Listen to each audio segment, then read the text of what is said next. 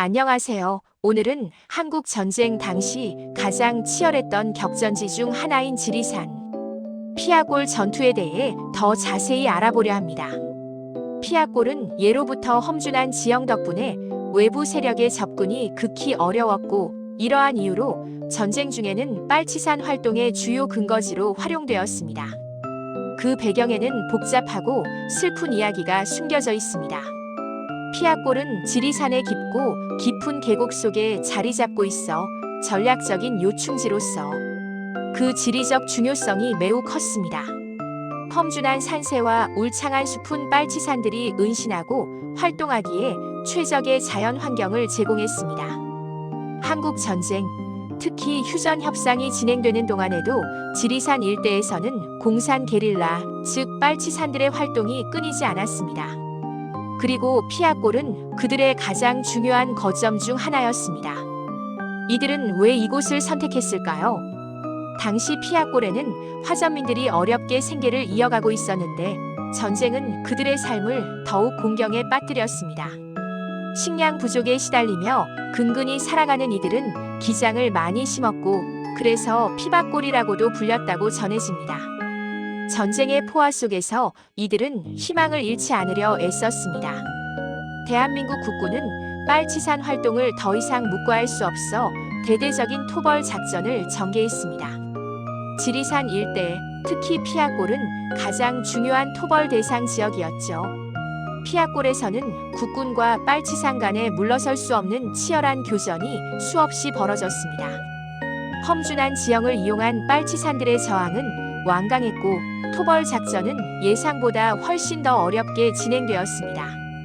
이강천 감독은 1955년에 영화 피아골을 발표하여 한국 전쟁 이후 피폐해진 사회의 모습과 이념, 갈등의 심각성을 깊이 있게 다루었습니다. 이 영화는 전쟁의 비극성과 빨치산들의 고뇌하는 삶을 생생하게 묘사하여 당시 사회에 큰 반향을 불러일으켰습니다. 영화를 통해 우리는 당시에 참혹했던 현실을 간접적으로나마 느낄 수 있습니다.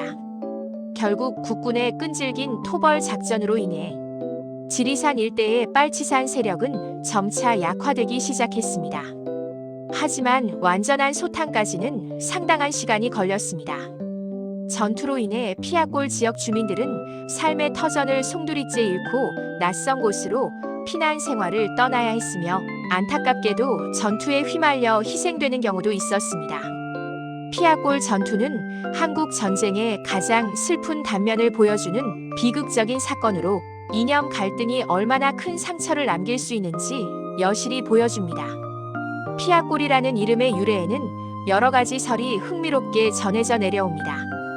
임진왜란 당시 의병들의 붉은 피가 골짜기를 물들여 피내골로 불리다가 시간이 흐르면서 변했다는 설, 그리고 6.25 전쟁 당시 피아 간의 치열한 전투가 벌어져서 유래했다는 설 등이 있습니다. 이 이름 속에는 아픈 역사의 흔적이 고스란히 담겨 있는 것입니다.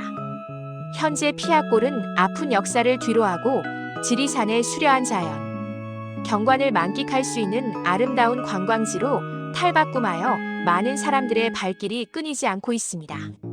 특히 가을 단풍이 절정을 이루는 시기에는 그 아름다움이 더욱 빛을 발합니다.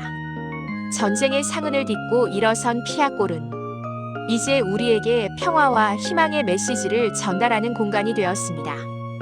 피아골 전투는 우리 민족에게 씻을 수 없는 깊은 상처를 남긴 비극적인 사건입니다. 이 전투를 통해 우리는 전쟁의 참혹함과 이념 대립의 무서움을 다시 한번 깨닫게 됩니다. 이러한 역사적 사실을 기억하며 우리는 다시는 이러한 비극이 되풀이되지 않도록 평화의 소중함을 가슴 깊이 새겨야 할 것입니다. 오늘날 아름다운 관광지로 변모한 피아골을 방문하면서 과거의 아픔을 잊지 않고 화해와 상생의 미래를 향해 나아가는 소중한 계기로 삼아야 할 것입니다. 지금까지 한국 전쟁 당시 피아골 전투에 대한 숨겨진 이야기와 교훈에 대해 함께 알아보았습니다. 다음 영상에서는 또 다른 흥미로운 역사 이야기로 여러분을 찾아뵙겠습니다. 시청해주셔서 감사합니다.